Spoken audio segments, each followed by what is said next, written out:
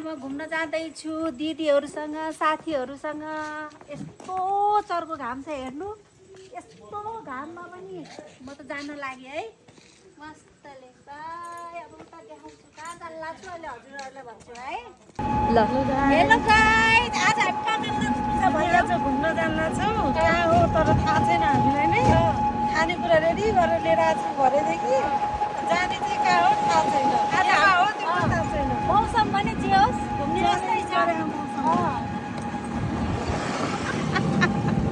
आकाशमाथि तारा तिनै हो, नाच्ने गाउने दिन हाम्रा यिनै। नाचिदेऊ मिलेर, हातमा रुमाल, काखमा सिउरेर।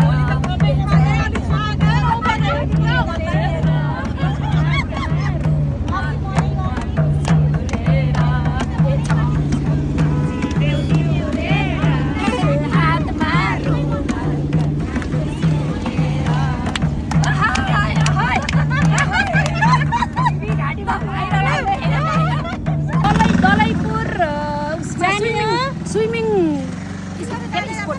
जानियो तर बाटो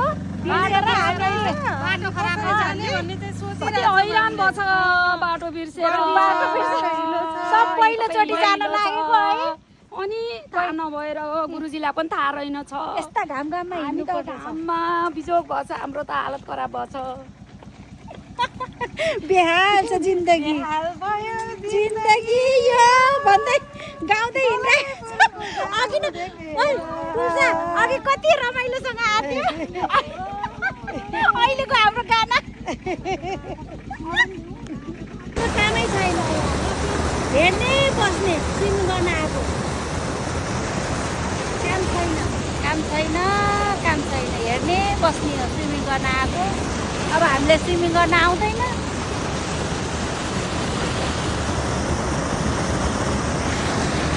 हेलो साथीहरू, त्यहाँ गएपछि हामी डुब्छ त्यतिकै नचोएर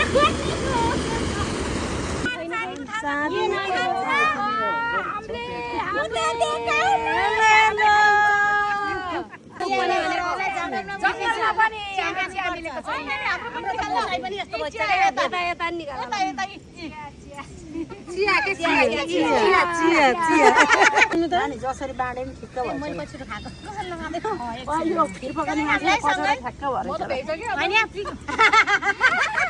हेलो साथीहरू, सबैलाई नमस्कार। आज हामी रमाइलो गर्न डुडुवाको नहरमा एकदम स्विमिङ प्लेस छ भनेर आएको। सोचेको जस्तो रहेनछ साथीहरू। केही पनि हामीले घरबाट के अरे खानेकुराहरू बनाएर ल्याएका थियौँ र बसेर खाइरहेका छन्। र जे होस् रमाइलो चाहिँ भइरहेछ। सोचेको जस्तो चाहिँ भएन है। सोचेको जस्तो स्विमिङ भएन, अरू रमाइलो पनि भयो।